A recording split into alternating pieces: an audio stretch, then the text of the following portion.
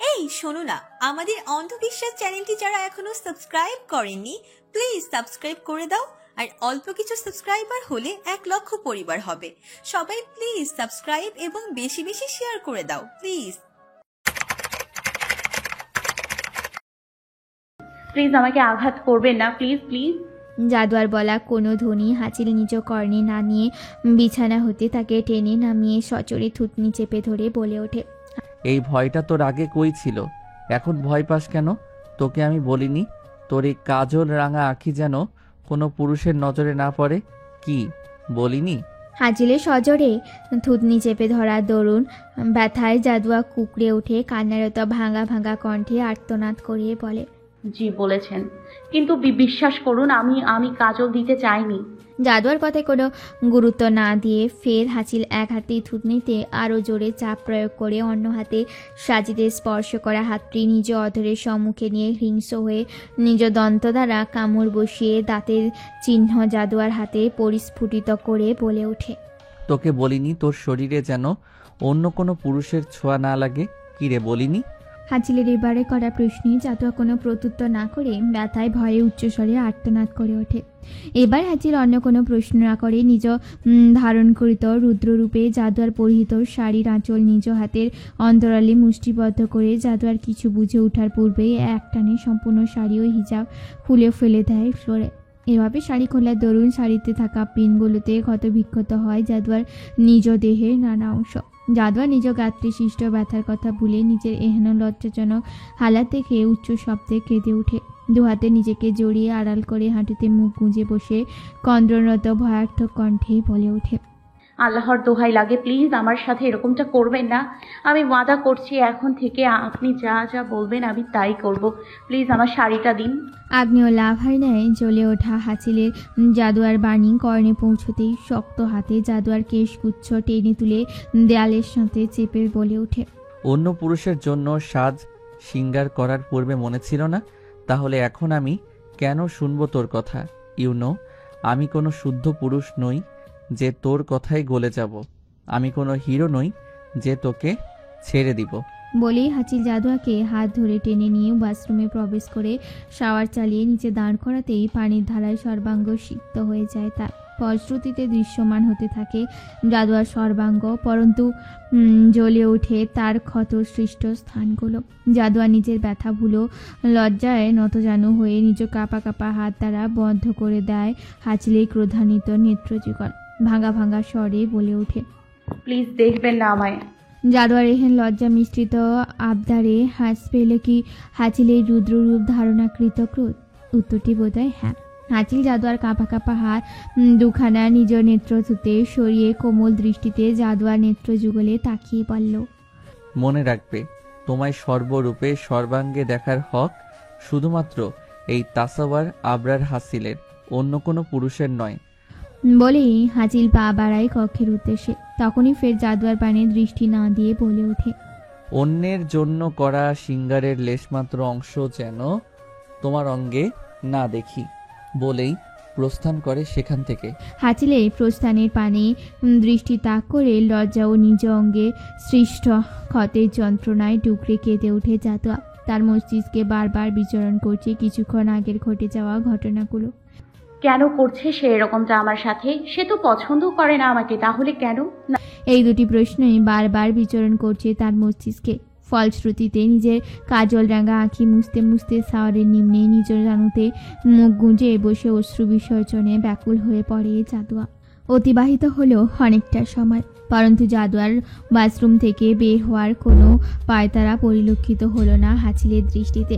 ফলস্বরূপ ক্রোধান্বিত হাঁচিল ক্ষিপ্ত পদচারণে ওয়াশরুমের সম্মুখে দাঁড়িয়ে উচ্চস্বরে জাদুয়ার উদ্দেশ্যে বলল, কি করছোটা কি তুমি?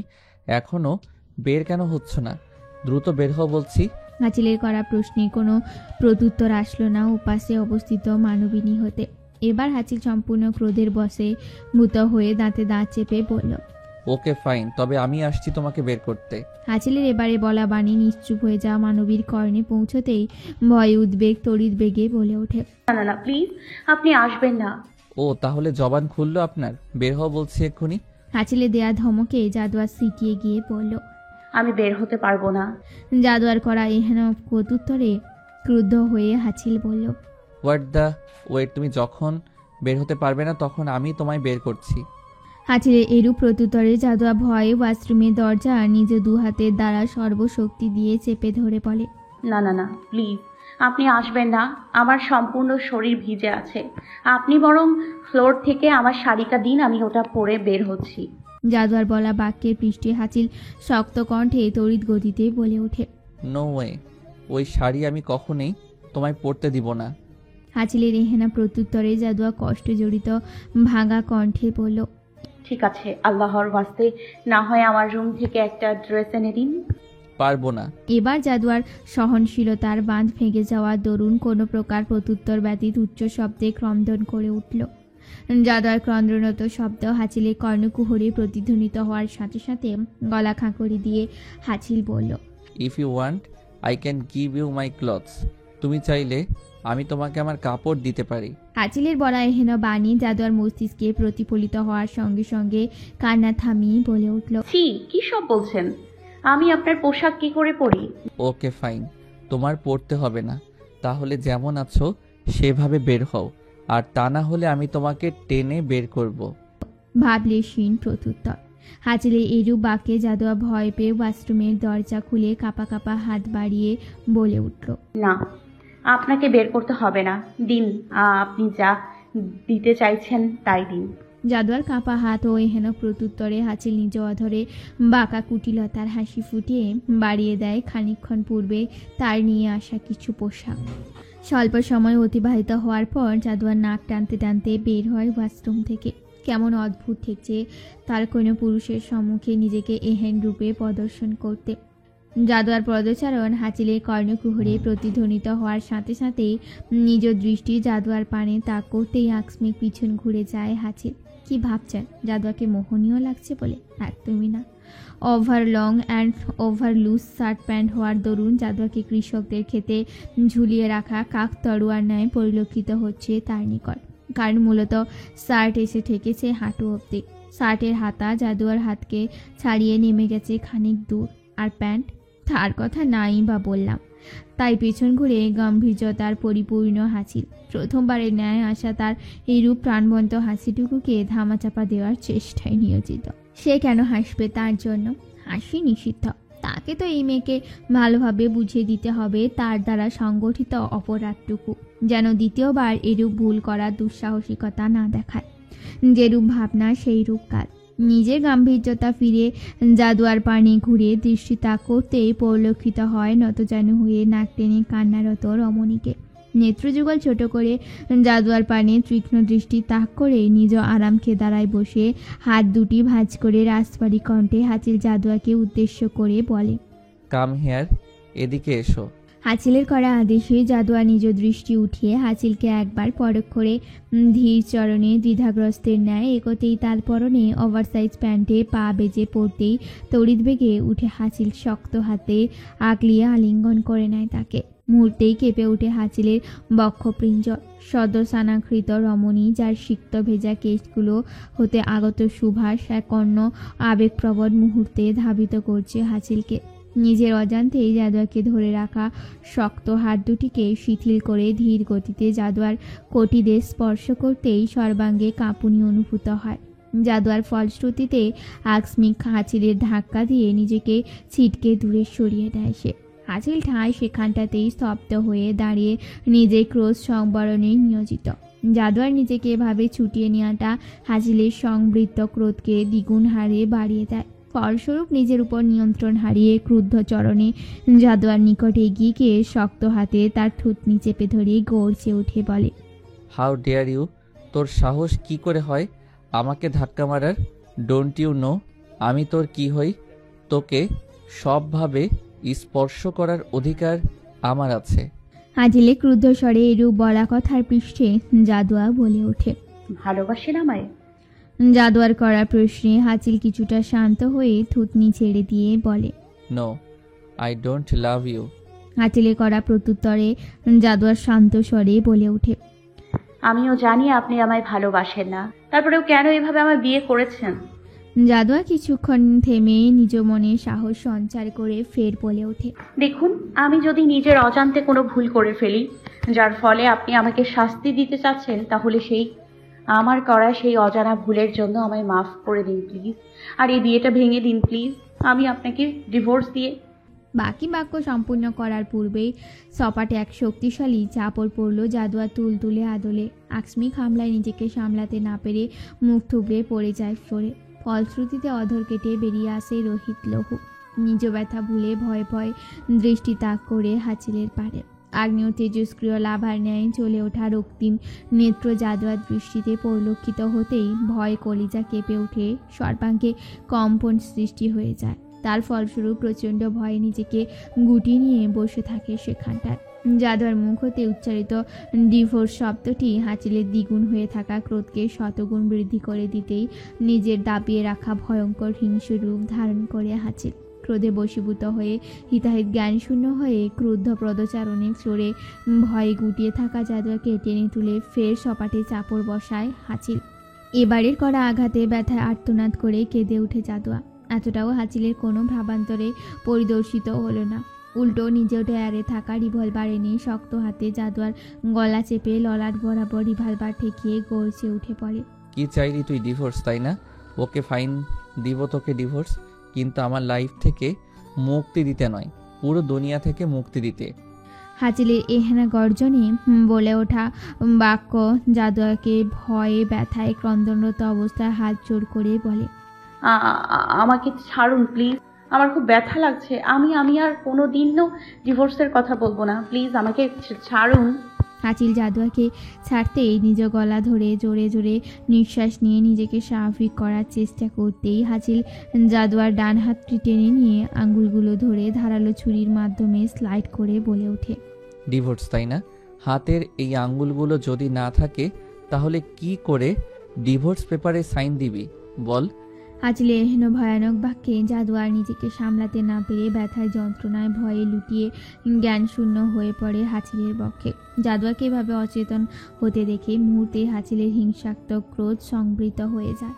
ক্রোধ মানব জীবনকে ভয়ানক এক বিস্ফোরণের ন্যায়, যা তাকে এবং তার আশেপাশে থাকা মানব কুলকে ধ্বংস করে দিতে পারে মুহূর্তে। ক্রোধ শয়তান হতে আগত, যার ফলশ্রুতিতে মানব তার ক্রোধের বশীভূত হয়ে করে ফেলে অকল্পনীয় কিছু কর্ম, যা ধ্বংস করে দেয় তার সর্বস্ব। তাই নবীজি বলেন, রাগ আসে শয়তানের পক্ষ থেকে। শয়তানকে তৈরি করা হয়েছে আগুন থেকে, আর একমাত্র পানির মাধ্যমেই আগুন নেভানো সম্ভব। তাই তোমাদের মধ্যে কেউ যখন রাগান্বিত হয়ে পড়ে তার উচিত অজু করা। অচেতন হয়ে নিজ বক্ষে লেপ্টে থাকা জাদুয়াকে সন্তর্পণে নিজ কোলে তুলে পালঙ্কে শুইয়ে দেয় হাঁচিল। খানিকক্ষণ জাদুয়ার নিভৃত আখিদয়ের পানে তাকিয়ে থেকে ধীর পদে এগিয়ে গিয়ে জাদুয়ার শয়নরত মুখশ্রীর সম্মুখ বরাবর বসে আলতো হাতে ক্ষত হওয়া অধরে গড়িয়ে পড়া লহু নিজ হাত দ্বারা মুছে নিয়ে নিম্ন স্বরে বলে, আমি সত্যি তোমায় পছন্দ করি না, কারণ পছন্দ হলো ভালো লাগার সামান্য অংশবিশেষ। আমি সত্যিই তোমায় ভালোবাসি না, কারণ ভালোবাসলে কোনো একসময় ভুলে যায় মানুষ, যেমন ভুলে গিয়েছে আমার স্বার্থপর মা আমাদের। তাই আমি সর্বদা উচ্চস্বরে প্রত্যেককে বলবো, ভালোবাসি না, ভালোবাসি না, ভালোবাসি না। তোমায় আমি ভালোবাসি না। তুমি আমার ভালোবাসা নও, তুমি আমার মায়া, যে মায়া কাটিয়ে ওঠার সাধ্যি কোনো পুরুষের নেই। তুমি আমার মোহ, যা বলার সামর্থ্য আমার নেই। সর্বশেষ তুমি আমার আসক্তি, যাকে ছাড়া জীবন শেষ। তবে বলো, ভালোবাসার থেকে নয়, এই আসক্তিই বেশ। তাহলে বলো, কি করে দেই তোমায় মুক্তি? কি করে? আমার প্রতিটি নিঃশ্বাসে মিশে গেছো তুমি। তাই তুমি চাও বা না চাও, আমার বেঁচে থাকার জন্য তোমাকেই চাই। জীবনে সব পাবে তুমি, কিন্তু মুক্তি নয়। এই তাসওয়ার আবরার হাসিলের কাছ থেকে মুক্তি তুমি কোনোদিনই পাবে না। Never ever. হাঁচিল নিজের বলা বাক্যে ইতি টেনে ফার্স্ট এইড বক্স নিয়ে জাদুয়ার সম্মুখে বসে ক্ষত হয়ে যাওয়া অধরে আলতো হাতে অয়েন্টমেন্ট লাগানোর কাজে ব্যস্ত হয়ে পড়ে। ধীরে ধীরে বাকি ক্ষতগুলো সন্ধানে মনোনিবেশ করতে দৃষ্টি পড়ে কোটি দেশে লেপ্টে থাকা শার্টে ভেসে ওঠা রক্তে। তৎক্ষণাৎ হাঁচিল বুঝতে পারে এই ক্ষত সৃষ্টির কারণ মূলত ওভাবে শাড়ি খোলা তরু। বেশি কিছু না ভেবে কটি হাতে শার্ট সরাতেই হাঁচিলের নেত্রে পরিস্ফুটিত হয় হলুদ ফর্সা মেহদিনী উদর। মুহূর্তেই সর্বাঙ্গে বয়ে জায়গায় হিমশীতল প্রভঞ্জন। তড়িৎ বেগে নিজ নেত্র বন্ধ করে নেয় হাঁচিল। বন্ধ নেত্রে আলতো হাতে অয়েন্টমেন্ট লাগিয়ে দ্রুত জাদুয়ার পরিহিত শার্ট ঠিক করে গায়ের উপর চাদর টেনে দিয়ে জোরে জোরে নিঃশ্বাস নিতে নিতে বলে, নির্বোধ মেয়ে, কি হালাত করে দিয়েছিস তুই আমার। তোকে করা স্পর্শ আমায় কম্পিত করে বারংবার। বলে নেত্র তাক করে জাদুয়ার নিভৃত আঁখিদয়ে। ফের হাঁচিল বলে ওঠে, তোর ওই নিভৃত আদলে তাকালে তোকে ঠিক জ্বলে ওঠা এক সন্ধ্যা প্রদীপের ন্যায় মনে হয় গভীর অমানিসায় তলিয়ে যাওয়া কোনো পথহারা পথিকের আলো সন্ধানের দিশা। তোর ওই নিভৃত আদলে তাকালে তোকে ঠিক যেন এক ঘুমন্ত শেহজাদি মনে হয় কাঞ্চনজঙ্ঘার রূপের ঝলক নিয়ে হীরক রাজার দেশে সোনার কাঠি রূপোর কাঠির ঘুমন্ত সেই শেহজাদি, যাকে স্পর্শ করলেই জাগ্রত হবে এক্ষুনি। তোর ওই নিভৃত আদলে তাকালে আমি বদলে যাই বারংবার। তুই বিহনে কেমন সূক্ষ্ম রক্তক্ষরণ হয় আমার এই বুকে। মেয়ে, তুই বড়ই মায়াবিনী, বন্ধা গোলাপের সন্ধ্যা আরতি। আমি অন্ধ দিশেহারা পথিকের ন্যায় তলিয়ে যাচ্ছি তুই নামক অমানিসায়। বাণীগুলো আউড়িয়ে একাগ্রভাবে জাদুয়ার পানে দৃষ্টিপাতকরণ করে সমুদায় রাত্রি পার করে হাঁচিল। তার সম্মুখে যে রমণীটি শয়নরত অবস্থায় আছে তার এই ছোট্ট চঞ্চলা স্নিগ্ধ মুখশ্রীর পানে চেয়ে নির্বিঘ্নে যুগ যুগ কাটিয়ে দিতে সামান্য কার্পণ্যতা বোধ করবে না সে। ওই অবুঝ মেয়ে নিজের অজান্তেই এক ভয়ানক কর্ম করেছে। এই কঠোর হৃদয়ে পাকাপোক্তভাবে নিজের জায়গা দখল করে নিতে সফল হয়েছে। ধরিত্রীর বুকে পক্ষীকুলের কিচিরমিচির জানান দিচ্ছে ভোরের আগমনের বার্তা। জানান দিচ্ছে, ওহে মানব, আর কত ঘুমাবে, সময় যে হলো, ওঠো ওঠো। সময় থাকতেই নিজের রবের আরাধনা করো। সেই সুমধুর ডাকে উপেক্ষা করতে না পেরে আর মোড়া ভেঙে মাথার অসহ্য যন্ত্রণা নিয়ে জেগে ওঠে জাদুয়া। মুহূর্তেই তার নেত্রে পরিস্ফুটিত হয় রক্তিম বর্ণ হয়ে থাকা শান্ত এক দৃষ্টে। ভয়ে ভয়ে আশেপাশে তাকাতেই নিজেকে আবিষ্কার করে হাঁচিলের কক্ষে। তৎক্ষণাৎ মস্তিষ্কে স্মৃতিচারিত হয় গতকালের ঘটে যাওয়া ঘটনাগুলি। ফলশ্রুতিতে নিজেকে সিটিয়ে নিয়ে ভয়ে নতজানু হয়ে যায় জাদুয়া। তখনই ভারী শব্দে হাঁচিল বলে ওঠে, গুড মর্নিং অতন্ত্রদের শেহজাদি। ফের সেই বক্ষপিঞ্জরে কম্পিত সম্বোধনে শেহজাদি, কিন্তু এবার কার শেহজাদি? অতন্ত্রদের? আচ্ছা, উনি এভাবে কেন ডাকে আমায়? এই সকল চিন্তার মধ্যেই জাদুয়া ভয়ে ভয়ে হাঁচিলের পানে দৃষ্টি তাক করে ভাঙা ভাঙা কণ্ঠে বলে উঠল, সুপ্রভাত। কে জানে উত্তর না দিলে যদি জাদুয়াকে আবার আঘাত করে। তাই ভাঙা ভাঙা স্বরে হাঁচিলের গুড মর্নিংয়ের প্রত্যুত্তরে ফের নতজানু হয়ে জাদুয়া বলে ওঠে, আমি আমার রুমে যাই, সালাত আদায় করতে হবে। ফজরের সালাতের সময় ফুরিয়ে যাচ্ছে। জাদুয়ার বলা বাক্যে হাঁচিল নিজ গাম্ভীর্যতা বজায় রেখে রাজভারী কণ্ঠে বলল, তুমি আমার কি হও? হাঁচিলের করা প্রশ্নে ভয়ে ভয়ে আমতা আমতা করে জাদুয়া বলল, বউ। আমি তোমার কি হই? বর। বর শব্দটি নিজ মুখ থেকে বের হতেই কেমন অদ্ভুত অনুভূতিরা ডানা মেলে উড়ে বেড়াচ্ছে জাদুয়ার বুকের বাঁ পাশটায়। প্রজাপতিদের বেশি দূর উঠতে না দিয়ে হাঁচিল ফের বলে ওঠে, তবে বিয়ের পর কার রুমকে বউয়ের রুম বলা হয়? বরের রুমকে। তাহলে তুমি যদি আমার বউ হও তবে তোমার রুম কোনটা? জি, এটা। তড়িৎ বেগে বলে ওঠে জাদুয়া। কারেক্ট। এখন থেকে তোমার রুম বলতে এটাই। ঘুম থেকে শাওয়ার অবধি সকল কাজ তুমি এই রুমেই করবে। তাই সালাত আদায় করলে এখানেই করো। হাঁচিলের করা প্রত্যুত্তরে জাদুয়া বলে ওঠে, এখানে তো আমার কোনো ড্রেস নেই, আমি কি করে এইভাবে সালাত আদায় করব? জাদুয়ার কথার পৃষ্ঠে হাঁচিল বলল, যাও আলমারিটা চেক করে বলো সব ঠিক আছে কিনা। হাঁচিলের কথার মর্মার্থ জাদুয়া বুঝতে না পেরে অবুঝের ন্যায় দৃষ্টি তাক করে থাকে হাঁচিলের পানে। জাদুয়াকে এভাবে তাকাতে দেখে হাঁচিল ভ্রুকুটি করে বলে ওঠে, গো। হাঁচিলের বলার শব্দ কর্ণে পৌঁছতেই তড়িৎ বেগে পালঙ্ক হতে উঠে দাঁড়িয়ে দ্রুত চরণে চলে যায় আলমারির সম্মুখে। আলমারির দরজাটা খুলতেই জাদুয়ার চক্ষু ছানা বড়া করে গোল গোল নেত্রে বিস্ময়ে তাকিয়ে থাকে। কারণ মূলত সম্পূর্ণ আলমারি জুড়ে মেয়েদের পোশাক দিয়ে পরিপূর্ণ। হাজির মূলত রাতের মধ্যেই এই সকল কাজ সম্পন্ন করেছে। জাদুয়া নিজের অবাকতার রেস কাটিয়ে হাঁচিলের পানে চেয়ে বলে ওঠে, এতগুলো পোশাক কার? এগুলো তো আমার নয়। জাদুয়ার করা প্রশ্নের প্রত্যুত্তর হিসাবে হাঁচিল বলে, এগুলো সবই তোমার। এখন থেকে এখানে যা আছে সেগুলোই তুমি পরবে। আগের পোশাকগুলো পরার কোনো প্রয়োজন নেই। হাঁচিলের কথার পৃষ্ঠে জাদুয়া কিছু বলবে তার পূর্বেই হাঁচিল ধমক দিয়ে বলে উঠল, don't dare to say any word. হাঁচিলের এহেন ধমক দেয়া প্রত্যুত্তরে জাদুয়া ভয় পেয়ে পুনরায় কোনো বাক্য ব্যয় না করে একটা ড্রেস নিয়ে চলে যায় ওয়াশরুমে। ওয়াশরুম থেকে ফ্রেশ হয়ে অজু করে বেরিয়ে নামাজে দাঁড়িয়ে পড়ে। হাঁচিল জাদুয়ার সকল কর্ম পুঙ্খানুপুঙ্খভাবে পর্যবেক্ষণ করছে আর ল্যাপটপে নিজ কার্য সম্পাদনে মনোনিবেশ স্থাপন করার বৃথা চেষ্টায় লিপ্ত।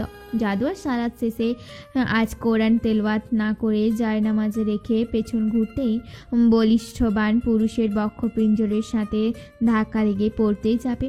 ঠিক সেই মুহূর্তে শক্ত হাতে আগলে নেয় হাঁচিল জাদুয়াকে। নিজেকে কারো বাহু ধরে বন্দিনী সাব্যস্ত হতেই ভয়ে খিচে বন্ধ করে রাখা নেত্রযুগল মেলে ধরতে দৃষ্টিতে পরিলক্ষিত হয় ভ্রুকুটি করে তালপানে চেয়ে থাকা হাঁচিলকে। নিজেকে সরিয়ে নিতে উদ্বুদ্ধ হতেই মনে পড়ে যায় গত রাতের হাঁচিলের বলা বাক্যগুলি। তাই নড়াচড়া না করে ঠায় যেভাবে হাঁচিল তাকে ধরেছে ঠিক সেভাবেই দাঁড়িয়ে থাকে। জাদুয়া নড়াচড়া না দেখে হাঁচিল নিজ মুখ বাঁকা হাসির রেখা ফুটিয়ে বলল, আই এম ইমপ্রেসড। বলেই আলতো হাতে জাদুয়ার নাক টেনে ছেড়ে দিতেই জাদুয়া নিজের নাকে হাত দিয়ে বিস্ময়কর গোল গোল নেত্রে তাকিয়ে থাকে হাঁচিলের পানে। জাদুয়ার এরূপ চাহনি দেখে তাতে মনোনিবেশ না করে গলা খাঁকারি দিয়ে উপদেশ দেওয়ার ভঙ্গিতে বলা শুরু করে, লুক, তুমি আমার ওয়াইফ রাইট? তুমি তো নামাজ পড়ো, হাদিস জানো, সো এটা নিশ্চয়ই জানবে যে বউ হিসেবে তোমার হাজবেন্ডের প্রতি কিছু দায়িত্ব পালন করতে হবে। সেটা যদি না করতে পারো তাহলে কিন্তু নির্ঘাত জাহান্নামে যেতে হবে। তুমি যেহেতু আমার বউ, তাই আমি চাই না তুমি জাহান্নামে যাও। আমি চাই তুমি তোমার দায়িত্বগুলো পালন করে সোজা জান্নাতে চলে যাও। সো দায়িত্ব পালন করতে প্রস্তুত তো? হাঁচিলের বলে দায়িত্ব পালনের কথা কর্ণে প্রতিধ্বনিত হওয়ার সাথে সাথে জাদুয়া ভয়ে সিটিয়ে গিয়ে ভাবতে থাকে, উনি হাজবেন্ডের প্রতি কোন দায়িত্ব পালন করার কথা বলছেন? জাদুয়ার ভাবনার মাঝেই হাঁচিল গম্ভীর কণ্ঠে শুধালো, কি প্রস্তুত তো? হাঁচিলের করা প্রশ্নের পৃষ্ঠে জাদুয়া আমতামতা করে বলল, কিসের দায়িত্ব? জাদুয়ার করা প্রত্যুত্তরে হাঁচিল গাম্ভীর্যপূর্ণ মুখমণ্ডলে শুধালো, তুমি নিশ্চয়ই জানো বদনজর খুব খারাপ প্রভাব ফেলে মানুষের জীবনে। মানুষের সুখের সংসার ভেঙে যায় মুহূর্তেই। সেহেতু তোমাকে নিয়ে আমি কোনো প্রকার রিস্ক নিতে চাই না। তাই তোমার প্রথম দায়িত্ব হবে আমি প্রতিদিন অফিস যাওয়ার উদ্দেশ্যে রওনা হলেই আমার উপর যেন কারো বদনজর না পড়ে সেজন্য সূরা পড়ে ফু দিয়ে দিবে। তুমি নিশ্চয়ই জানো আয়েশা রাদিয়াল্লাহু তাআলা আনহু বলেন, রাসূলুল্লাহ সাল্লাল্লাহু আলাইহি ওয়াসাল্লাম যখন আপন বিছানায় আসতেন তখন তিনি তার উভয় হাতের তালুতে সূরা ইখলাস ও মুআউযাতাইন অর্থাৎ সূরা ফালাক ও সূরা নাস পড়ে ফুঁক দিতেন। এর মাধ্যমে সকল বদনজর থেকে মুক্তি মিলে। হাঁচিলের বলা কথা মনোযোগ সহকারে শুনে জাদুয়া নিজ মনে আওড়ায়, সেটা তো নবীজি সাল্লাল্লাহু আলাইহি সাল্লাম নিজে পড়ে নিজেকে ফু দিতেন, তাহলে আমি কেন ওনাকে পড়ে ফু দিব? জাদুয়ার ভাবনার মতেই হাঁচিল বলে উঠল, কি দিবে তো? হাঁচিলের করা প্রশ্নে জাদুয়া আমতামতা করে বলল, জি দিব।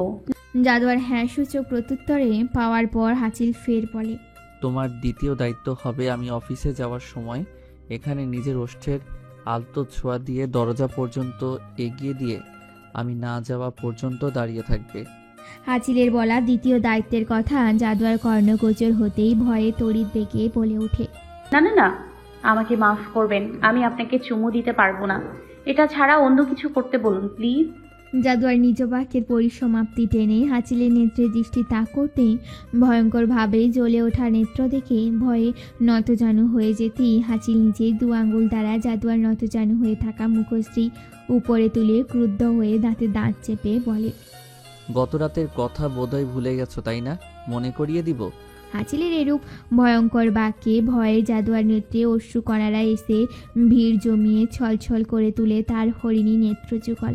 ছলছল নয়নে হাঁচিলের পানে চেয়ে বলে ওঠে, ঠিক আছে, আমি পালন করব দ্বিতীয় দায়িত্ব। জাদুয়ার প্রত্যুত্তরে হাঁচির নিজ জ্বলে ওঠা ক্রোধকে সংযত করে শান্ত কণ্ঠে বলে, তোমার তৃতীয় এবং শেষ দায়িত্ব হবে প্রতিদিন ঘুমানোর সময় আমার মাথায় তোমার হাত বুলিয়ে দিবে, যতক্ষণ অবধি আমি না ঘুমাই। কি মনে থাকবে? হাঁচিলের বলা প্রতিটা দায়িত্ব শোনার পর কষ্ট জড়িত মনে জাদুয়া বলে ওঠে, এগুলো দায়িত্ব নয়, আদেশ, যেগুলো আমি চাইলেও না করতে পারবো না। হ্যাঁ, যখন বলতে হবে তখন জিজ্ঞেস করারই দরকার ছিল, সরাসরি করতে বললেই তো হতো। নিজ মনে উৎপত্তিতে হেন চিন্তার রীতি টেনে ভাঙা ভাঙা ক্রন্দনরত কণ্ঠে জাদুয়া পড়ল। জি, মনে থাকবে। জাদুয়ার বলা প্রত্যুত্তরে হাঁচিল হুমকি স্বরূপ ফের বলে, মনে রাখবে, আমার একটা কথারও যদি বরখেলাপ হয় তবে সেটা তোমার জন্য মঙ্গলজনক সাব্যস্ত হবে না কোনো কালেই। আর একটা কথা, নিজের খালি মস্তিষ্কে ভালো মতো ঢুকিয়ে রাখো। দাদির কথায় যদি অন্য রুমে থাকা বা কোনো প্রকার উল্টাপাল্টা কিছু করার চেষ্টাও করো, বিলিভ মি, আমি এমন ব্যবস্থা করব যেন চিরতরে কারো মুখ তুমি দ্বিতীয়বার দেখতে না পাও। ও হাঁচিলের এহেন হুমকি স্বরূপ বাক্যে জাদুয়া ভয়াত্মক দৃষ্টি তাক করে বলে ওঠে, না না না, আমি আপনার কথার বরখেলাপ করব না। আপনি যা বলবেন আমি তাই করব, উল্টাপাল্টা কিছুই করব না, ওয়াদা করছি। কিন্তু প্লিজ আপনি এরকম কিছুই করবেন না। ওকে ফাইন, তুমি তোমার ওয়াদায় অটুট থাকলে আমিও এমন কিছুই করব না। দুই মানব মানবিনীর মধ্যকার সংলাপের মধ্যেই সময় ফুরিয়েছে অনেকক্ষণ। ফলশ্রুতিতে দরজায় কালো করাঘাতের শব্দ কর্ণগ্রহরে পৌঁছতে হাঁচিল বিরক্ত হয়ে হনহনিয়ে পদাচরণ ফেলে দরজা খুলতে সম্মুখে পরিলক্ষিত হয় সুলতানা খানের চিন্তিত মুখশ্রী। সুলতানা খান চিন্তিত হয়ে হাঁচিলকে প্রশ্ন শুধয়, জাদুয়া কোথায়? ও ঠিক আছে তো? সুলতানা খানের কণ্ঠস্বর জাদুয়ার কর্ণে পৌঁছতেই তড়িৎ ভেগে ভেতর থেকে জাদুয়া এসে সুলতানা খানকে শক্ত করে আলিঙ্গন করে নেয়। জাদুয়ার এভাবে সুলতানা খানকে জড়িয়ে ধরা ঠিক পছন্দ হলো না হাঁচিলের, পরন্তু কিছু না বলে তীক্ষ্ণ দৃষ্টিতে তাকিয়ে থাকে তাদের পানে। তখনই সুলতানা খান জাদুয়াকে নিজ বক্ষ থেকে উঠিয়ে জাদুয়ার ছোট্ট মুখশ্রীতে নিজের দু হাতের অন্তরালে নিয়ে ভালোভাবে পরখ করতেই নজরে আসে কালচে হয়ে যাওয়া ঠোঁট ও গাল। মুহূর্তেই তিনি তেতে উঠে হাঁচিলের পানে তাকিয়ে বললেন, হাসিল, তুই আবার জাদুয়ার গায়ে হাত তুলেছিস? তোর এই রাগের কারণেই আমি জাদুয়াকে তোর থেকে দূরে রাখতে চেয়েছি। আগলিয়ে যখন রাখতেই না পারবি তখন বিয়ে কেন করেছিস? ছেড়ে দে ওকে। সুলতানা খানের তেতে ওঠা কথাগুলি হাঁচিলের কর্ণে পৌঁছাতে ভয়ঙ্করভাবে গর্জে ওঠে। সুলতানা খানের পানে রক্তিম নেত্রে তাকিয়ে বলে ওঠে, হ্যাঁ, তুলেছি। আবার ভুল করবে, আবার তুলব। আমার বউ, আমার যা মন চাইবে আমি তাই করব। কারো কাছে এই ব্যাপারে কৈফিয়ত দিতে আমি বাধ্য নই।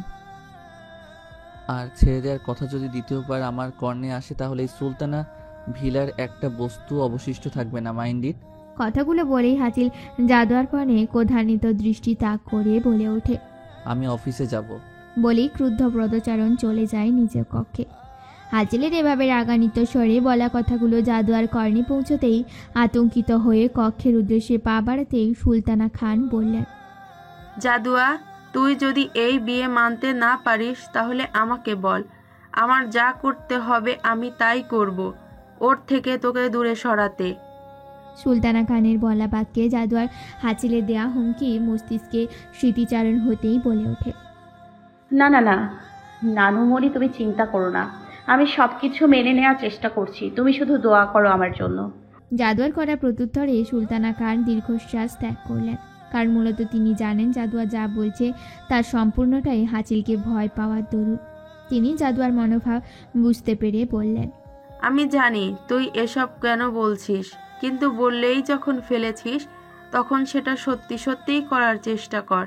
আমি জানি তোর ব্যাপারে আমি ওর সাথে একটু বেশি কঠোরতা প্রকাশ করে ফেলেছি, কিন্তু তারপরেও তোকে আমি বেশি কিছু বলবো না, শুধু এটুকুই বলবো, যদি মানিয়ে নিতে পারিস তাহলে হয়তো পৃথিবীর সব সুখ ও তোর পায়ের কাছে এনে ফেলবে, দ্বিতীয়বার ভাববে না।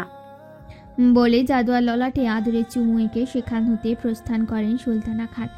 জাদুয়া নানুমণি যাওয়ার পানে কিছুক্ষণ তাকিয়ে থেকে নিজ কক্ষে মানে সদ্য নিজের হওয়া কক্ষে প্রবেশ করতেই ক্রোধান্বিত হয়ে ভ্রুকুটি করে অফিসের জন্য তৈরি হয়ে নিজ বক্ষে হাত ভাঁজ করে দাঁড়িয়ে থাকা হাঁচিলকে পরিলক্ষিত হলো তার দৃষ্টিতে। দীর্ঘশ্বাস ত্যাগ করে ভয়ে ভয়ে জাদুয়া ধীর পায়ে হাঁচিলের সম্মুখে দাঁড়িয়ে হাঁচিলের বলা নিজের প্রথম দায়িত্ব পালনের উদ্দেশ্যে সুরা পড়ে ফুঁ দেওয়ার জন্য মুখ বাড়ায়, কিন্তু কোনোভাবেই হাঁচিলের মাথা অবধি জাদুয়ার নিজের মুখ নিতে সক্ষম হচ্ছে না। জাদুয়ার এহেন কর্মে বিরক্ত হয়ে ভ্রুকুটি করে হাঁচিল সর্বদা উঁচু করে রাখা মাথা প্রথম বারের ন্যায় কোনো নারীর সম্মুখে নতজানু করে দাঁড়ায়। হাঁচিলকে নতজানু হতে দেখে নিজের অজান্তেই নিজ মুখে হাসি ফুটিয়ে ফুঁ দেওয়ার মাধ্যমে নিজের প্রথম দায়িত্বের সমাপ্তি ঘটায় জাদুয়া। তখনই দ্বিতীয় দায়িত্বের কথা স্মরণ হতেই হাঁচিল সোজা হয়ে দাঁড়ানোর পূর্বেই তড়িৎবেগে প্রথমবারের ন্যায় কোনো পুরুষের ললাটে নিজের অধরের স্পর্শ দিয়েই সোজা হয়ে দাঁড়িয়ে পড়ে জাদুয়া। কোনো অনুভূতি কি হলো জাদুয়ার? প্রথমবারের ন্যায় কোনো পুরুষের ললাটে নিজের অধঃস্পর্শের উত্তরটি হবে না, কারণ মূলত পুরুষটিকে স্পর্শ করা তার দায়িত্ব হিসেবে নিয়েছে। যদি আবেগ দিয়ে তাকে স্পর্শ করত তাহলে বোধহয় এই মুহূর্তে জাদুয়া লাজে লজ্জাবতী হয়ে রক্তিম বর্ণ ধারণ করত, ঠিক যেমনটা ধারণ করেছে হাঁচিল নামক কঠোর মানবটি। জাদুয়ার অধর স্পর্শ হাঁচিলের ললার ছোঁয়াতেই সর্বাঙ্গে বিদ্যুৎ বয়ে যাওয়ার ন্যায় কম্পন অনুভূত হয়। প্রথমবার পাওয়া লজ্জায় গরম হয়ে রক্তিম বর্ণ ধারণ করে হাঁচিলের কর্ণ দুটি। ফলশ্রুতিতে সোজা হয়ে দাঁড়িয়ে জাদুয়ার পারে না তাকে অফিসের উদ্দেশ্যে পা বাড়াতে জাদুয়া আমতা করে বলে ওঠে, আজ সুহানা আপুর গায়ে হলুদ। আপনি যদি হলুদ সন্ধ্যায় থাকতেন তাহলে নানুমণি অনেক খুশি হতেন। লজ্জায় মিয়ে যাওয়া হাঁচিল জাদুয়ার পানে না তাকিয়ে গম্ভীর কণ্ঠে বলল, আমাকে দ্বিতীয়বার কারো হয়ে কোনো কথা তোমায় বলতে যেন না শুনি, আর আজকের অনুষ্ঠানে তোমায় যেন শাড়ি পরতে না দেখি। হাঁচিলের গম্ভীর কণ্ঠে বলা কথার পৃষ্ঠে মন খারাপ করে ভাঙা ভাঙা কণ্ঠে জাদুয়া বলল, সবাই শাড়ি পরবে, আমি শাড়ি না পরলে কি পরবো? জাদুয়ার এহেন রূপে বলা কথার পৃষ্ঠে রাজবাড়ি কণ্ঠে হাঁচিল বলল, বোরকা পরবে, না পরতে পারলে যাবে না। বলেই দ্রুত পদচরণে চলে যায় বাইরের উদ্দেশ্যে। হাঁচিলের বলা বাক্যের পৃষ্ঠে জাদুয়া কোনো বাক্য ব্যয় না করে চলচল নয়নে ঠায় দাঁড়িয়ে রয়, কারণ সে জানে এই নির্দয় লোককে যাই বলুক না কেন তার না কখনোই হ্যাঁ বাক্যে পরিবর্তিত হবে না। তাই খানিকক্ষণ হাঁচিলের পদচারণের পানে দুঃখ ভরা ক্লান্ত নয়নে দৃষ্টি তাক করে চলে যায়। হাঁচিলের পিছু পিছু পূরণ করতে আর দ্বিতীয় দায়িত্বের শেষাংশটুকু। নিচে নামতেই সকলে বড় বড় নয়নে দৃষ্টি তাক করে রাখে হাঁচিল ও জাদুয়ার পারে। হাঁচিল দায়সারাভাবে সকলের দৃষ্টি উপেক্ষা করে পদচারণ ফেলে নিজ গন্তব্যে, পরন্তু জাদুয়ার সংকোচ তস্করের ন্যায় সকলের পানে একবার চেয়ে নতজানু হয়ে ধীর পদে চলে যায় হাঁচিলের পিছু। কোনো এক অদ্ভুত সংকোচে সকলের সাথে দৃষ্টি মেলাতে সক্ষম হচ্ছে না আসছে। হাঁচিলের পিছু পিছু জাদুয়া গাড়ি পার্কিং এরিয়ায় পৌঁছতেই হাঁচিল গাড়িতে বসে সম্মুখে দৃষ্টি তাক করে বলে ওঠে, যা যা বলেছি তার যেন কোনো নড়চড় না হয়, মনে থাকে যেন। হাঁচিলের কণ্ঠ কারণে পৌঁছতেই জাদুয়া হ্যাঁ সূচক মাথা নাড়িয়ে বলে ওঠে, জি মনে থাকবে, আল্লাহ হাফেজ, সাবধানে যাবেন। জাদুয়ার বলার শেষের বাক্যটুকু হাঁচিলের কর্ণে প্রতিধ্বনিত হতেই আশ্চর্যভাবে তার বক্ষে প্রশান্তির এক হিমেল পরশ ছুঁয়ে দিয়ে যায় তাকে। বোকা মেয়েটি কি জানে তার শেষের বলা কথাটুকুতে কতটা আপন আপন ছোঁয়া রয়েছে, কতটা আবেগপ্রবণ করে তুলেছে কঠোরতায় ঘিরে থাকা মানবটাকে। হাঁচিল নিজেকে ধাতস্থ করে গাম্ভীর্যতায় মুড়িয়ে নিয়ে বলল, বলেই সেখান হতে প্রস্থান করে নিজ গন্তব্যে। জাদুয়াও চলে আসে সুলতানা ভিলার মধ্যে। সকলের নেত্রে জাদুয়াকে একা পরিলক্ষিত হতেই দ্রুত গতিতে তার সম্মুখে এসে ঘিরে ধরে একের পর এক প্রশ্নের কাঠকড়ায় দাঁড় করায় তাকে। সকলের প্রশ্ন একসাথে প্রতিধ্বনিত হওয়ার দরুন কারো করা প্রশ্ন ঠিক মতো বুঝতে সক্ষম হচ্ছে না। সে তাই নিজ কর্ণে হাত দিয়ে চিৎকার করে বলে ওঠে, তোমরা কি বলছো? প্লিজ এক এক করে বলো। জাদুয়ার করা প্রত্যুত্তরে আয়সা বেগম নিকটে এসে জাদুয়ার হাত নিজ হাতের অন্তরালে নিয়ে প্রশ্ন করলেন, তুই ঠিক আছিস মা? আয়সা বেগমের মা সম্বোধন করা প্রশ্নে লুকিয়ে রাখা অশ্রুকণার না চাইতেও গড়িয়ে পড়ে জাদুয়ার নেত্র হতে। আয়েশা বেগমের দৃষ্টিতে জাদুয়ার নেত্র হতে গড়িয়ে পড়া অশ্রুকণা পরিলক্ষিত হতেই উদ্বিগ্ন হয়ে তিনি জাদুয়াকে প্রশ্ন করেন। জাদুয়া, কান্না করছিস কেন? বল আমায়। আয়েশা বেগমকে বিচলিত হতে দেখে নিজ নেত্র হতে গড়িয়ে পড়া অশ্রুকণাগুলি সন্তর্পণে মুছে পড়ল। ছোট মামি, চিন্তা করো না, আমি ঠিক আছি। তাহলে তোর চোখে অশ্রু কেন? আরে এমনি, তুমি চিন্তা করো না তো। কথাগুলো বলেই আয়েশা বেগমকে জড়িয়ে ধরে জাদুয়া। আয়েশা বেগমও আর কোনো বাক্য ব্যয় না করে জাদুয়ার মাথায় আদুরে হাত বুলিয়ে দিতে ব্যস্ত। তখনই সাহিল খান তাদের সম্মুখে দাঁড়িয়ে জাদুয়ার মাথায় হাত রেখে বললেন, মারে, আমি জানি তুই ভালো নেই, আর তোর ভালো না থাকার কারণও আমার অজানা নয়, কিন্তু তোকে আমি শুধু কিছু কথা বলতে চাই। আমার ভুল বুঝিস না মা। আমি জানি আমার ছেলে অন্য সব মানুষের থেকে আলাদা, কিন্তু বিশ্বাস কর, সেও ভালোবাসার পূজারী। তুই শুধু ওকে একটু মানিয়ে নেওয়ার চেষ্টা কর মা। ওকে ছেড়ে যাওয়ার চিন্তা কখনো করিস না প্লিজ। আর মনে রাখিস, তুই ওর শুধু এই বাড়ির মেয়ে না, বড় বউ হয়ে গেছিস। তোর দায়িত্ব যে এখন অনেক বড় হয়ে গেছে। আমার অগোছালো ছেলেটির জীবনকে তোর রঙে রঙিয়ে দে মা। বাক্যগুলো সম্পন্ন করেই সাহিল খান আর দাঁড়ালেন না, প্রস্থান করলেন নিজ গন্তব্যে। জাদুয়া আয়েশা খানকে ছেড়ে দিয়ে একাগ্রভাবে দৃষ্টিপাত করে সাহিল খানের প্রস্থানে। তখনই জাদুয়ার দৃষ্টি মিলিত হয় মারিয়াম খানের দৃষ্টিতে। অগ্নিশিখার ন্যায় জ্বলে ওঠা তীক্ষ্ণ দৃষ্টিতে তিনি তাকিয়ে আছেন জাদুয়ার পানে, যেন তিনি কিছুতেই মেনে নিতে পারছে না জাদুয়াকে এ বাড়ির বউ রূপে। জাদুয়া কিছু ভাবার পূর্বে সোহানা স্নেহা জাদুয়াকে টেনে নিয়ে চলে যায় নিজেদের কক্ষের উদ্দেশ্যে। কক্ষে পৌঁছতে উৎসুক নয়নে জাদুয়ার পানে দৃষ্টিপাত করে স্নেহা বলে ওঠে, এবার সত্যি করে বল, তোদের বিয়েটা কি করে হলো? প্রশ্নটি করে স্নেহা সোহানা অতি আগ্রহ সহিত একাগ্রভাবে উৎসুক দৃষ্টিতে চেয়ে রয় জাদুয়ার প্রত্যুত্তরের আশায়। তাদের এহেন আগ্রহ দেখে শুরু থেকে শেষ অবধি বিয়ে সম্পন্ন হওয়ার সম্পূর্ণ কাহিনী পুঙ্খানুপুঙ্খভাবে বর্ণনা করে তাদের নিকটে। জাদুয়ার বলা প্রতিটি বাক্য স্নেহা সোহানার কর্ণে তীরের ন্যায় প্রতিফলিত হয়। তারা দুজনেই অবাকের সপ্তম আসমানে পৌঁছিয়ে বলে ওঠে, তোকে এইভাবে বিয়ে করেছে? সত্যি বলছিস? জাদুয়ার মাথা নাড়িয়ে সম্মতি জানাতেই স্নেহা সোহানাকে বলে ওঠে, দেখেছো আপু, আমি বলেছিলাম না ভাইয়া জাদুয়াকে ভালোবাসে? তোমরা তো আমার কথা বিশ্বাস করলেন না। স্নেহার কথার পৃষ্ঠে জাদুয়া বলে ওঠে, না আপু, তোমার ধারণা ভুল, উনি আমাকে ভালোবাসেন না। জাদুয়ার কথার পৃষ্ঠে স্নেহা বলে ওঠে, আরে বাসে বাসে, কিন্তু স্বীকার করে না। বুঝতে হবে উনি হলেন তাসওয়ার আবরার হাসিল, যে কখনোই নিজের দুর্বলতা স্বীকার করবেন না। আর ভালো না বাসলে সাজিদ ভাইয়ের হাত কেন ভেঙে দিল বল? জানিস, বেচারারা সবাই কালই চলে গেছে। দাদি অনেক অনুরোধ করেও রাখতে পারেনি। স্নেহার কথার মাঝেই সোহানা দৃষ্টিগোচর হয় জাদুয়ার কালসিটে হয়ে যাওয়া ওষ্ঠ ও গাল। তৎক্ষণাৎ সোহানা বলে ওঠে, কিরে, ভাইয়া তোকে কাল আবার মেরেছে? সোহানার করা প্রশ্নে স্নেহা ভালো মতে লক্ষ্য করতেই দৃষ্টিগোচর হয় জাদুয়ার মুখশ্রীতে করা আঘাতের চিহ্নগুলো। সোহানা ফের প্রশ্ন শুধাতেই জাদুয়া দুঃখ ভারাক্রান্ত স্বরে বলল, জাদুয়ার প্রত্যুত্তরে সোহানা স্নেহাকে বলে উঠল, কিরে, বলেছিলি না ভালোবাসে? এই তাহলে ভালোবাসার নমুনা। যে ভালোবাসে সে কখনো আঘাত করে নাকি নিজের ভালোবাসার মানুষকে? সোহানার করা প্রশ্নে স্নেহা নিশ্চুপ হয়ে ঠায় দাঁড়িয়ে রয়। আচ্ছা, সত্যি কি ভালোবাসার মানুষকে কেউ আঘাত করে না? যদি প্রশ্নটি এরূপ হয় তবে আমার উত্তর হবে অবশ্যই করে।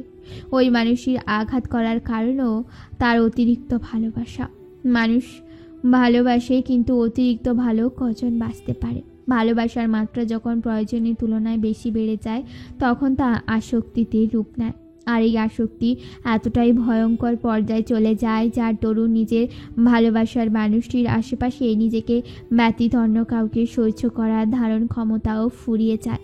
ফলশ্রুতিতে সেই ব্যক্তি করে ফেলে অযাচিত কিছু কর্ম, যা তাকে তার ভালোবাসার মানুষের সম্মুখে প্রতিস্থাপিত করে এক হিংসাত্মক মানব রূপে, যেই ভালোবাসায় কোনো ঈর্ষা নেই কোনো উন্মাদনা।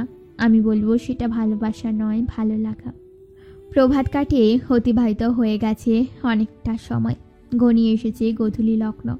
তোড়জোড় শুরু হয়ে গেছে সোহানাকে সাজানো। কিছুক্ষণ পরেই যে শুরু হবে তার হলুদ সন্ধ্যা। জাদুয়া খুব আগ্রহ সহিত সোহানার শ্বাস সিঙ্গার দেখার ব্যস্ত। তখনই স্নেহা জাদুয়ার সম্মুখে এসে বলল, কি রে, তুই নাকি সাজতে চাইছিস না, আবার শাড়িও নাকি পরবি না, এরকমটা কেন? স্নেহার কথার পৃষ্ঠে সোহানা বলে উঠল, জাদুয়া, স্নেহা যা বলছে তা কি সত্যি? দেখ, এমনি কালকের ঘটে যাওয়া ঘটনার জন্য আমার মেহেদি অনুষ্ঠানটা ভেস্তে গেছে তোর চিন্তায়। এখন আর কোনো কিছুতেই অমত করিস না প্লিজ। যা, তাড়াতাড়ি রেডি হয়ে নে। সোহানার কথায় জাদুয়া দীর্ঘশ্বাস ছেড়ে দুঃখ ভরা কণ্ঠে শুধালো, আপু, উনি শাড়ি পরতে না করেছেন, বোরকা পরতে বলেছেন। আর বলেছেন যদি বোরকা পরতে না চাই তাহলে যেন হলুদ সন্ধ্যায় না যাই। জাদুয়ার করা প্রত্যুত্তরে সোহানা স্নেহা অবাক হয়ে বলল, আর তুই তা মেনেও নিয়েছিস? সোহানা স্নেহার করা প্রশ্নে জাদুয়া আফসোসের সহিত মনে মনে আওড়ায়, না মেনে কি উপায় আছে আপু?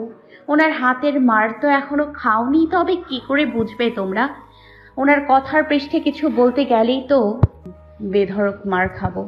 জাদুয়াকে নিশ্চুপ হয়ে যেতে দেখে স্নেহা বলে উঠল, দেখেছিস জাদুয়া, আমি বলেছি না বিয়ের পর তুই স্বামী ভক্ত হয়ে যাবি? দেখেছিস, মাত্র একদিনে তুই স্বামী ভক্ত হয়ে গেছিস।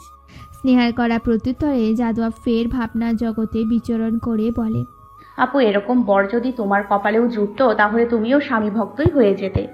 আনন্দ উৎসবে মেতে উঠেছে চারিপাশ। সোহানাকে স্টেজে বসিয়ে নানা ধরনের আয়োজনে সামিল হয় সকলে। জাদুয়ার হাসিলের করা আদেশ মেনে বোরকা পরে অংশগ্রহণ করে সোহানার হলুদ সন্ধ্যায়। আনন্দ উৎসবের মধ্যেই হলুদ সন্ধ্যায় আগমনকৃত অতিথিদের মধ্যেই গুঞ্জন শুরু হয়ে যায় জাদুয়াকে নিয়ে। প্রতিটা মানুষ গতকালের ঘটে যাওয়া ঘটনার পর জাদুয়াকে খুঁটিয়ে খুঁটিয়ে দেখতে ব্যস্ত। প্রতিটি মানুষের নজর পরখ করে অস্বস্তিতে মিয়ে যাচ্ছে জাদুয়া বারংবার। কোনো মতে এখানে তার এক মুহূর্তের জন্য থাকতে ইচ্ছে হচ্ছে না, পরন্তু সোহানার খারাপ লাগবে বিধায় এখনও সকলের নজরকে উপেক্ষা করে দাঁড়িয়ে আছে। তখনই সেখানে আগমন ঘটে সাব্বিরের। সকল গুঞ্জনরত অতিথিদের পানে ক্রোধান্বিত দৃষ্টিতে তাকাতেই ভয়ে সকলে সেখান থেকে প্রস্থান করে। তীক্ষ্ণ দৃষ্টিতে তাকিয়ে থাকা মানুষগুলোকে জায়গা পরিবর্তন করতে দেখে জাদুয়া স্বস্তি নিঃশ্বাস ত্যাগ করে। তখনই পাশ হতে সাব্বির বলে ওঠে, কেমন আছেন ভাবি? কারো কণ্ঠস্বর কর্ণগহরে পৌঁছতেই জাদুয়া মাথা উঠিয়ে তাকাতেই দৃষ্টিতে পরিস্ফুটিত হয় সাব্বিরের হাস্যোজ্জ্বল মুখ। জাদুয়ার কেমন অস্বস্তি লাগছে এত বড় মানুষের মুখ থেকে ভাবি ডাক শুনতে। তারপরও নিজের অস্বস্তিতা দমিয়ে রেখে বলে উঠল, জি আলহামদুলিল্লাহ, ভালো আছি। বলেই চলে যায় অন্যদিকে, মূলত নিজের অস্বস্তিতা দমিয়ে রাখতে। তখনই সেখানে আগমন ঘটে সুলতানা খানের। সাব্বিরকে দেখে হাস্যোজ্জ্বল মুখে বলে ওঠেন, এসেছিস দাদু ভাই? আমি খুব খুশি হয়েছি। হাসিল আসেনি? সুলতানা খানের প্রশ্নে সাব্বির আমতা আমতা করে বলল, দাদি, হাসিলের আজ একটা বড় প্রজেক্ট নিয়ে কাজ আছে, তাই আমাকে পাঠিয়ে দিয়েছে। সাব্বিরের কথার প্রত্যুত্তরে সুলতানা খান একটা দীর্ঘশ্বাস ত্যাগ করে বললেন, থাক, তোর আর ওর সাফাই গাইতে হবে না। আমি জানি ও কোনো আসেনি। ওর কাছে কারো ভালো লাগা খারাপ লাগার কোনো মূল্য নেই। সেখান থেকে চলে যান সুলতানা খান। স্নেহা জাদুয়াকে খোঁজার উদ্দেশ্যে তাকাতেই দৃষ্টিতে পরিস্ফুটিত হয় সাব্বিরের হাস্যোজ্জ্বল মুখ। মুহূর্তে কেমন কম্পিত হয়ে গেল নিজ বক্ষপিঞ্জর।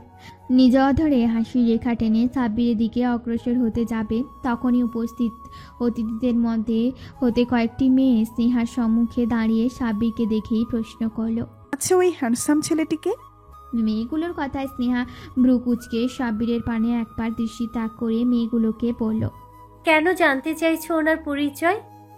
স্নেহার প্রশ্নের প্রত্যুত্তরে হিসাবে একটি মেয়ে বলে উঠল, আরে সেই লেভেলের একটা ক্রাশ খাইছি, তাই ওনার পরিচয়টা নিয়ে ওনার থেকে ওনার নাম্বারটা নিব, প্লিজ একটু হেল্প করো।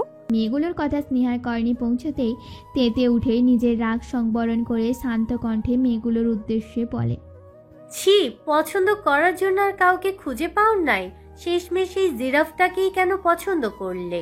মানলাম দেখতে সুন্দর, কিন্তু সেটা শুধু বাহ্যিক। স্নেহার প্রত্যুত্তরে মেয়েগুলো আশ্চর্যজনিত হয়ে বলল, মানে? মেয়েগুলোর প্রশ্নে স্নেহা তাদের অগোচরে মুখে শয়তানি হাসি ফুটিয়ে বলল, আর বলো না, ওনার মতো নোংরা আমি দুনিয়াতে একটাও দেখি নাই। জানুনি কি করে? কি করে? আমার বলতেও কেমন যেন লাগছে, কিন্তু এই লোকটার জন্য তোমাদের ক্ষতি হোক সেটা আমি চাই না, তাই বলছি।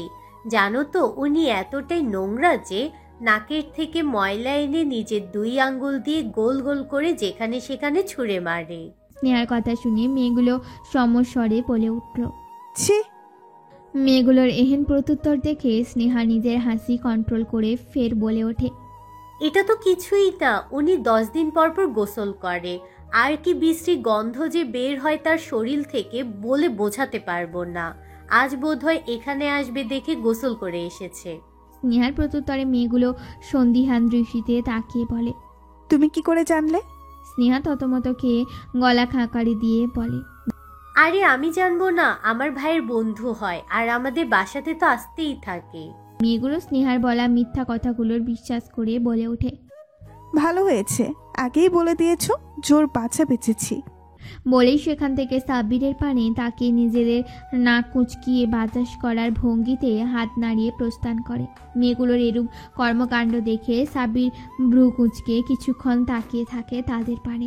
তখনই স্নেহা সাব্বিরের সম্মুখে দাঁড়িয়ে বলে ওঠে, আসসালামু আলাইকুম, ভালো আছেন? স্নেহার কণ্ঠ পেতেই সাব্বির তীক্ষ্ণ দৃষ্টিতে তাকিয়ে বলে ওঠে, আরে বাহ, এত ভদ্রভাবে সালাম দিচ্ছ যে। আজ ঝগড়া করবে না? আচ্ছা বাদ দাও, এটা বলো তো, আমার শরীর থেকে কি কোনো গন্ধ আসছে? সাব্বিরের প্রশ্নে স্নেহা থতমত খেয়ে বলে ওঠে, কেন বলুন তো? না আসলে এখান থেকে কিছু মেয়ে এমনভাবে গেল যে মনে হলো আমার শরীর থেকে কোনো গন্ধ আসছে। সাব্বিরের বলা কথায় পৃষ্ঠে স্নেহা স্বস্তি নিঃশ্বাস ত্যাগ করে বলে, কি জানি, আমিও বুঝতে পারছি না ওরা কেন এমন করলো। আচ্ছা ওদের কথা বাদ দিন, আমি না আমার ফোনটা খুঁজে পাচ্ছি না, আপনি একটু আমার নাম্বারে কল দিবেন প্লিজ। স্নেহার অনুরোধে সাব্বির কোনো সন্দেহ পোষণ না করে কল করতেই ফোনটি শব্দ করে বেজে ওঠে। কল কেটে সাব্বিরের বলে ওঠে, তুমি না বললে তোমার ফোন খুঁজে পাচ্ছ না?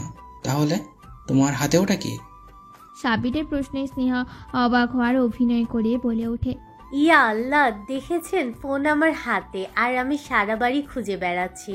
আমিও না বোনের বিয়ের টেনশনে পাগল হয়ে যাচ্ছি। বলেই হন্তদন্ত হয়ে সেখান থেকে প্রস্থান করে স্নেহা। আনন্দময়ভাবে কেটে যায় হলুদ সন্ধ্যার পুরোটা সময়। গোধূলি লগ্ন পার হয়ে ঘোর আমানিশায় তলিয়ে গেছে ধরিত্রী। ক্লান্ত হয়ে নিদ্রাদের সাথে সন্ধি জমিয়েছে সুলতানা ভিলার প্রতিটি প্রাণী, কিন্তু নিদ্রাদের সাথে চাইলেও সন্ধি জমাতে সক্ষম হচ্ছে না জাদুয়া। কি করে হবে? প্রথমত নতুন কক্ষ, তার উপর হাঁচিলে দেয়া তার তৃতীয় দায়িত্ব। সে ঘুমানোর আগ অব্দি মাথায় হাত বুলিয়ে দিতে হবে জাদুয়ার। তাই জাদুয়া অপেক্ষা করছে হাঁচিলের আগমনে, কিন্তু আজ যে তার আসার কোনো নামই নেই। এদিকে নিদ্রাদের রাজ্য হতে নিমন্ত্রণ এসেছে জাদুয়ার নেত্রে। তার যে নিজ নেত্রযুগল মেলে ধরতে খুব বেগ পোহাতে হচ্ছে। খানিক সময় পর হতেই নিদ্রাদের নিমন্ত্রণকে প্রত্যাখ্যান করতে না পেরে বিছানায় গা এলিয়ে দিতেই পাড়ি জমায় নিদ্রাদের রাজ্যে। তখনই কক্ষে আগমন ঘটে হাঁচিলের। নিজ কক্ষে পদযুগল রাখতেই নয়নে পরিস্ফুটিত হয় ঘুমন্ত এক স্নিগ্ধ মায়াবিনী মুখশ্রী। কি অপরূপ, কি মোহনীয় লাগছে ওই ঘুমন্ত সেহজাতিকে। মুহূর্তেই হাঁচিলের সারাদিনের ক্লান্তি মুছে গিয়ে প্রশান্তি ছেয়ে গেল বক্ষপিঞ্জরে। কেমন বাচ্চাদের মতো গুটিয়ে শুয়ে রয়েছে মেয়েটি। কতটা আদুরে লাগছে তাকে সে কি জানে। হাজিল নিজেকে ধাতস্থ করে ঘুমন্ত জাদুয়ার মুখশ্রী হতে নয়ন সরিয়ে চলে যায় ফ্রেশ হতে। ফ্রেশ হয়ে ট্রাউজার আর গেঞ্জি পরে নিজ চুলগুলো মুছতে মুছতে বের হতেই খুব শব্দ করে বাথরুমের দরজা বন্ধ করে প্রবেশ করে নিজ কক্ষে। নিস্তব্ধায় নিজেকে মুড়িয়ে নেওয়া ব্যক্তিটি আজ অযথায় নিজ সকল কর্মের শব্দদের উৎপত্তি করছে, যেন এটা তার হেতু বাধ্যতামূলক। তার করা প্রতিটি শব্দের উৎপত্তির সাথে সাথে জাদুয়াকে একবার আর চোখে পরখ করে নেওয়ার দৃশ্যটি জানান দিচ্ছে এক অন্য হাঁচিলের জন্মের বার্তা। জাদুয়া নিদ্রাদের সেহজাদি সে তো গভীর তন্দ্রা অতলে নিমজ্জিত। এত এত শব্দের উৎপত্তিও তাকে নিদ্রাদের রাজ্য হতে বের করতে সক্ষম হচ্ছে না। এত শব্দের পরও জাদুয়া যখন নিদ্রাদের সাথে সন্ধি চুক্তিতে ব্যস্ত, তখন হাঁচিল তীক্ষ্ণ মেজাজে হর্ন হুনিয়ে জাদুয়ার ঘুমন্ত মুখশ্রীর সম্মুখে দাঁড়িয়ে ভ্রুকুটি করে চাপা কণ্ঠে বলে উঠল, নির্বোধ মেয়ে নিজের দায়িত্ব পালনের কথা ভুলে গিয়ে একজন প্রাপ্তবয়স্ক পুরুষের কক্ষে, তারই বিছানায় এত নিশ্চিন্তে কি করে ঘুমিয়ে আছেন? একটু ভয় হলো না আপনার? নাকি আমায় সাধু পুরুষ ভেবেছেন? যদি তাই ভাবেন। কথাগুলো বলেই হাঁচিল জাদুয়ার একদম নিকট গিয়ে কর্ণ বরাবর নিজ গ্রীবাটি নিয়ে শিশিয়ে ফের বলে, then you are wrong. I am very controlless person, so be careful. তাহলে আপনি ভুল, আমি খুবই কন্ট্রোললেস মানুষ, তাই সাবধান। বলে নিজ গ্রীবাদেশ উঠিয়ে দেহ ভঙ্গিমা বদলিয়ে বলে ওঠে, ফাইন, আজ ফার্স্ট টাইম দেখে তোমায় তোমার তৃতীয় দায়িত্ব থেকে অব্যাহতি দিলাম। বলে হাঁচিল ডিভাইনে বসে ল্যাপটপ নিয়ে নিজ কর্ম সম্পাদনে ব্যস্ত হয়ে পড়ে। অতিবাহিত হয়েছে অনেকটা সময়। নিজ কর্ম সম্পন্ন করে ল্যাপটপ রেখে বিশ্রামের উদ্দেশ্যে নিজ বিছানার সম্মুখে দাঁড়িয়ে জাদুয়ার ঘুমন্ত আদলটি পরখ করে নিজ অধরে মুচকি হাসি রেখা টেনে ধীর গতিতে সম্মুখ বরাবর মুখ করে শুয়ে অপলক দৃষ্টিতে মোহগ্রস্তের ন্যায় তাকিয়ে থাকে জাদুয়ার পারে।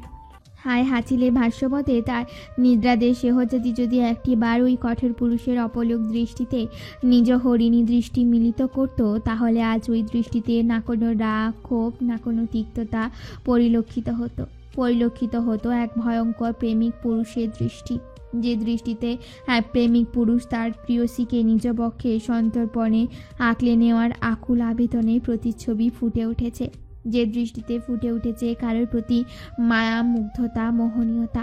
অপলক দৃষ্টিতে জাদুয়ার পানে তাকিয়ে থাকার মুহূর্তেই নিদ্রার ঘোরে নড়ে উঠে হাঁচিলের বক্ষে বাঁ পাশের গেঞ্জিটা খামচে ধরে জাদুয়া। কোমল হাতের স্পর্শে মুহূর্তেই কম্পিত হয়ে যায় হাঁচিলের সর্বাঙ্গ।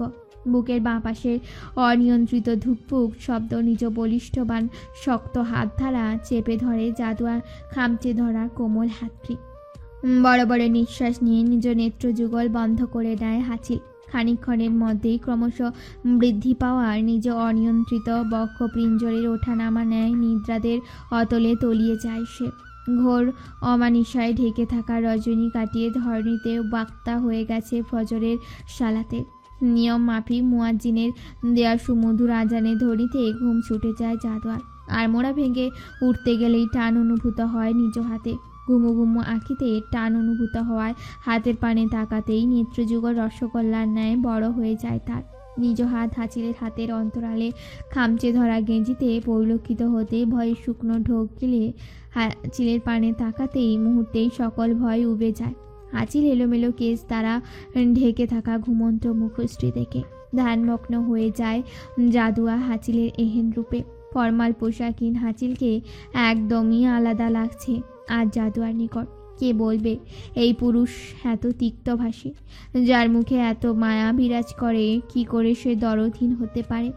জাদুয়া নিজ ভাবনা রীতি টেনে হাঁচিলের হাতে হাত ধীরে সন্তর্পণে নিজ হাত ছুটিয়ে চলে যায় ওয়াশরুমে। জাদুয়ার প্রস্থানের সাথে সাথে হাঁচি নিজ নেত্র মেলে ধরে জাদুয়ার প্রস্থানের পানে চেয়ে মুচকি হাসি দিয়ে ফের বন্ধ করে নেয় নিজ আঁখি যুগল। জাদুয়ার শালা দাদার শেষে কোরআন শরীফ তেলাওয়াত করে পাশে ফিরতেই নজর পড়ে তার সম্মুখে বসে থাকা হাঁচি। হঠাৎ দেখায় চমকিত হয়ে ভয় পেয়ে যায় জাদুয়া। ভয়ে ভয়ে বলে ওঠে, আপনি এখানে বসে আছেন কেন?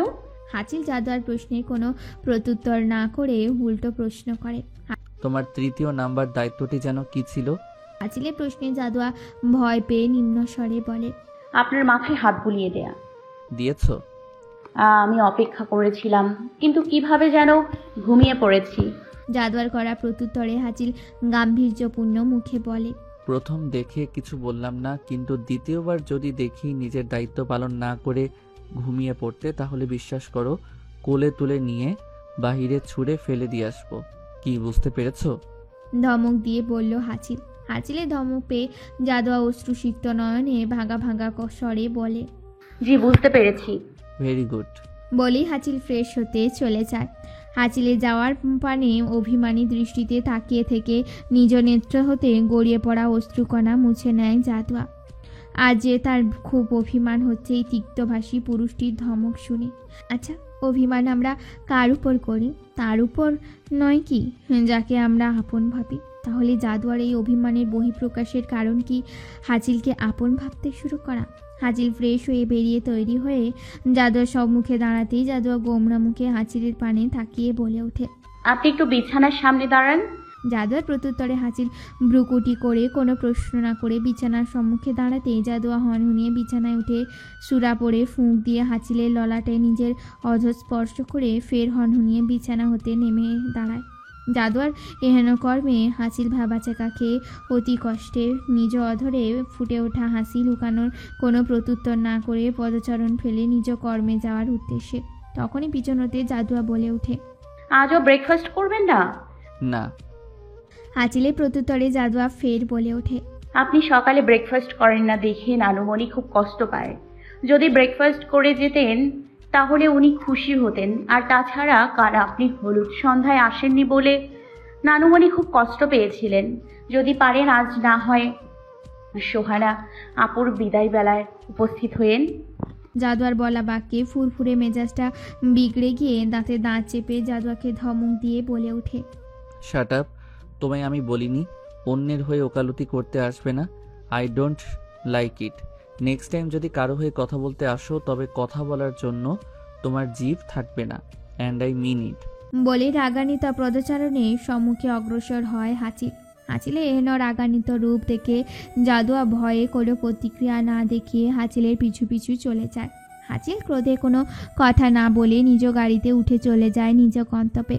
হাসিলকে ছাড়াই সুন্দরভাবে সম্পন্ন হয় সোহানার আকাদের অনুষ্ঠান। সোহানা শ্বশুরবাড়ির লোক স্নেহা জাদুয়াকে যাওয়ার জন্য জোরাজুরি করলেও সুলতানা খান স্নেহাকে নিতে বললেও জাদুয়াকে নিতে ঘোর আপত্তি জানান। কারণ মূলত বদমেজাজি হাসিল। দেখা যাবে জাদুয়াকে পাঠালে সোহানার শ্বশুরবাড়ি ভাঙচুর করে হলেও জাদুয়াকে নিয়ে আসবে, তাই তিনি কোনো রিস্ক নিতে চাইলেন না। জাদুয়ার না যাওয়ার দরুন স্নেহও গেল না সোহানার সাথে। রাফিনকে পাঠানো হয় সোহানার সাথে। অজস্র কান্নাকাটির মধ্য দিয়ে পার হলো বিদায় লগ্নটি। মুহূর্তে সুলতানা ভিলায় আনন্দ অনুষ্ঠান নিভে গিয়ে সোহানার অনুপস্থিতির শোক নেমে আসলো পুরো ভিলা জুড়ে। নিস্তব্ধতায় ঘিরে আছে গভীর অরণ্যে শ্যাওলা পড়া ভাঙা বাড়িটি জুড়ে। কারণ মূলত কিছুক্ষণ আগে ঘটে যাওয়া নৃশংস ঘটনাটি। হাজির রক্তমাখা হাতে নতজানু হয়ে বসে আছে, তারই সম্মুখে পড়ে আছে এতদিনের বন্দি দশায় থাকা লোকটি নিথদেহ। কিছুক্ষণ আগে ঘটে যাওয়া ঘটনা।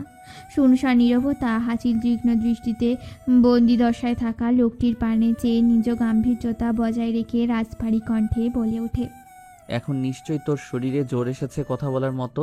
তো বল, কে সে যে তোকে জাদুয়াকে মারতে পাঠিয়েছিল? হাসিলের রাজবাড়ি কণ্ঠে প্রশ্নে লোকটি ভয় পেয়ে কাঁচুমাচু হয়ে নিশ্চুপতার রূপ ধারণ করল। লোকটির এহেন ভাবভঙ্গিতে হাসিল ক্রুদ্ধ হয়ে ধারালো ছুরি নিয়ে বসিয়ে দিল লোকটির হাতের তালুতে। অসহ্য যন্ত্রণায় আর্তনাদ করে উঠতেই হাসি নিজের বলিষ্ঠ হাত দ্বারা লোকটির মুখ চেপে ধরে বলে উঠল, ব্যথা পাচ্ছিস না? আরে এটা তো কিছুই না, এর থেকেও ভয়ঙ্করভাবে যন্ত্রণা সহ্য করতে প্রস্তুত হয়ে যা। বলেই হাসিল ধারালো ছুরিটি লোকটির হাতের তালু হাতে রেখা টানার ন্যায় উপরের দিকে উঠাতেই লোকটির ভয়ঙ্কর আর্তনাদ কেঁপে উঠল নিস্তব্ধতায় ঘিরে থাকা অরণ্যের নিশ্চুপ হয়ে থাকা পক্ষীকুল। এহেন দৃশ্যতে সাব্বির তৎক্ষণাৎ নিজ আঁখি যুগল বন্ধ করে নেয়। তখনই আর্তনাদ ভরা কণ্ঠে লোকটি বলে উঠল, বলছি।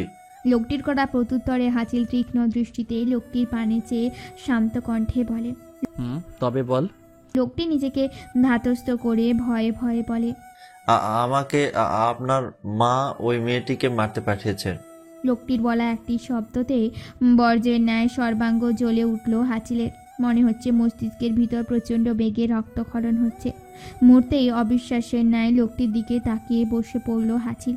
হাসিলের এহেন রূপ দেখে সাব্বির লোকটির নিকটে এসে ক্রোধান্বিত কণ্ঠে বলে ওঠে, আজে বাজে কথা বলিস তুই। যার সাথে এক যুগের মতো কোনো সম্পর্ক নেই সে হঠাৎ এসে কেন কোনো কারণ ছাড়া জাদুয়াকে মারতে পাঠাবে তোকে? সাব্বিরের বলা বাণী হাসিলের কর্ণকুহরে প্রতিধ্বনিত হওয়ার সাথে সাথে সে রুদ্র দৃষ্টিতে তাকালো লোকটির পানে। হাসিলের এহেন দৃষ্টি দেখে লোকটির ভয়ে ঢোক গেলে হাসিলের পানে চেয়ে বলে ওঠে, উনি এতদিন সুযোগ খুঁজছিলেন। উনি আপনার কাছ থেকে আপনার ভালোবাসার মানুষকে কেড়ে নিতে চেয়েছিলেন, ঠিক যেইভাবে আপনি কেড়ে নিয়েছিলেন ওনার ভালোবাসার মানুষ। তাই উনি যখনই বুঝতে পেরেছেন ওই মেয়ের প্রতি আপনার দুর্বলতা আছে তখনই সে আমাকে ওই মেয়েকে মারতে পাঠায়। এতক্ষণ ধরে বলে যাওয়া প্রতিটি বাণী সাব্বিরের কানে তীরের ন্যায় আঘাত হানে। সাব্বির হাসিলের ব্যাপারে সব জানলেও তার মায়ের কোনো ভালোবাসার মানুষ ছিল বা সেই কথিত ভালোবাসার মানুষকে হাসিল মেরে ফেলেছিল সেই ব্যাপারে এতদিন অবধি কোনো ধারণা ছিল না সাব্বিরের।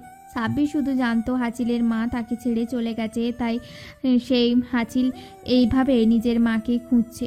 কিন্তু আজ এই লোকটির মুখ হতে হেহেন বাণী শুনে আশ্চর্যজনিত হয়ে চেয়ে রয় সাব্বির হাচিলের পানে। হাচিল তখনই ক্রোধান্বিত রূপে বিশ্রী ভাষায় গালি দিয়ে লোকটির গলা চেপে বলে ওঠে, ওই মহিলা কোথায় বল আমাকে। আজকের পর থেকে ওই মহিলাকে আমি আমার স্বপ্নেও মা বলে ডাকবো না। তুই ওই মহিলার ঠিকানা বল আমায়, আমি নিজ হাতে ওকে খুন করে আসবো। হাচিলের এহেন রূপে লোকটির নিজের গলা ছাড়ানোর চেষ্টা করে বলতে থাকে, স্যার বিশ্বাস করুন, আমি আপনার মা কই থাকে জানি না। সে তো আমারে বলেছিল ওই মেয়েটাকে মারার সাথে সাথে সে বাংলাদেশ ছাড়া অন্য দেশে চলে যাইব। এইটাও বলে নাই কোন দেশে যাবে। লোকটির এহেন প্রত্যুত্তরে হাচিল ক্রোধের বশীভূত হয়ে হিতাহিত জ্ঞান শূন্য হয়ে মেঝেতে পড়ে থাকা ধারালো ছুরি নিজ হাতে উঠিয়ে লোকটি গ্রীবাদেশে নিজ শরীরের সমস্ত শক্তি দিয়ে বসিয়ে দিয়ে চিৎকার করে বলে ওঠে, নিয়মিত ভালোবাসার গল্প শুনতে এবং পড়তে আমাদের অন্ধবিশ্বাস চ্যানেলটি সাবস্ক্রাইব করে পাশে থাকা বেল আইকনটি ক্লিক করুন। ধন্যবাদ সবাইকে।